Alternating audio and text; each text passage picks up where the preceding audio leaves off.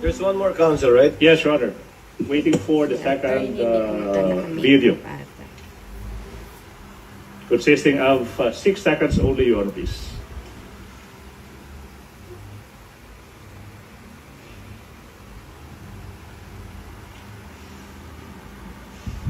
Naka-lipstick din. Imagined myself cutting his head.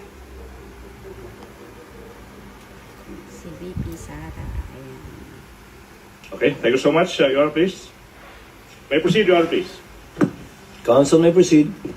Mr. Witness,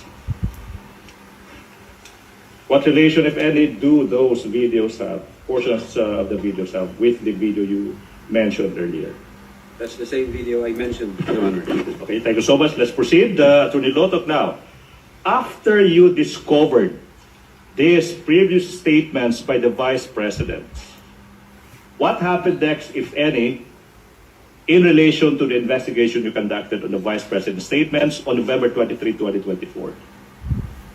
Yes, Your Honor. We have also discovered reactions from the recipients, specifically from the President himself, the Speaker of the House, relevant government agencies tasked to secure the life of the President and the national security, Okay. Your Honor.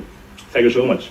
You know, Mr. Witness, let's focus on the President kasi it's his head eh. Ulo ng Presidente yung gustong tanggalin ng Vice President. Let's focus on the President. Now, what did he say again in particular? If I may refer to my notes, sir. Your Honor, You may do so. Thank you, Your Honor.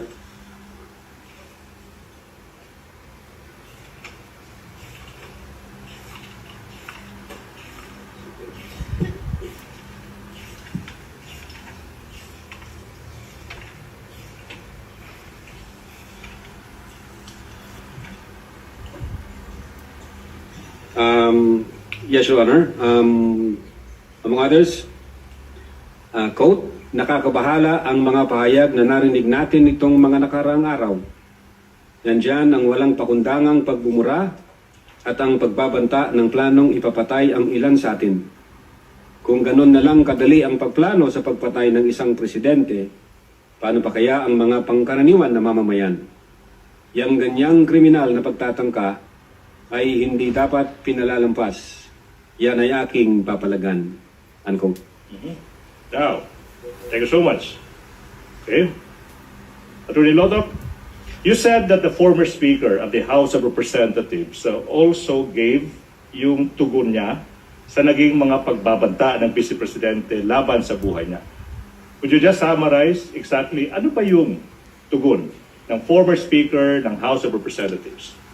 Yes, Your Honor, if I remember it right, I think the Speaker issued a statement during the plenary session November 25, 2024, which was published in the ANC Digital.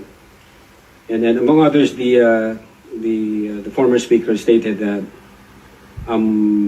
the utterances were dangerous, unprecedented, isa itong banta sa demokrasya at sa seguridad ng bansa. Alright, now, Mr. Witness, Attorney Lotok, sinabi mo rin na may mga ahensya ng gobyerno na nagbigay din ng kanilang tugon sa mga pagbabanta ng Vice Presidente. If you may, anong mga ahensya na ito?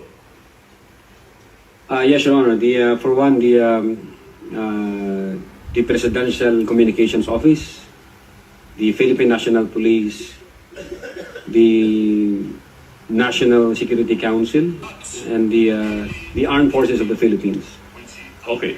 Let's focus on muna sa Presidential Communications Office. Na ano ba yung statement ng Presidential Communications Office, kung alam mo? If I remember it right, the PCO classified the threat as an active threat As an active threat. and directed the Presidential Security Command to, I think, investigate the matter. As an active threat. Yeah, it was the Executive Secretary who directed the Presidential Security Command, sir, based on that statement. Okay. Now, sinabi mo rin yung Philippine National Police. Yung tanong is kung maalala mo, ano ba yung sinabi ng PNP in response sa naging mga pagbabanta ng Vice Presidente sa buhay ng Presidente sa kayong dalawa pa? Your Honor, if I may refer to my notes. Your Honor? You may do so, Your Honor. You may do so, Mr. Witness. Thank you, Your Honor.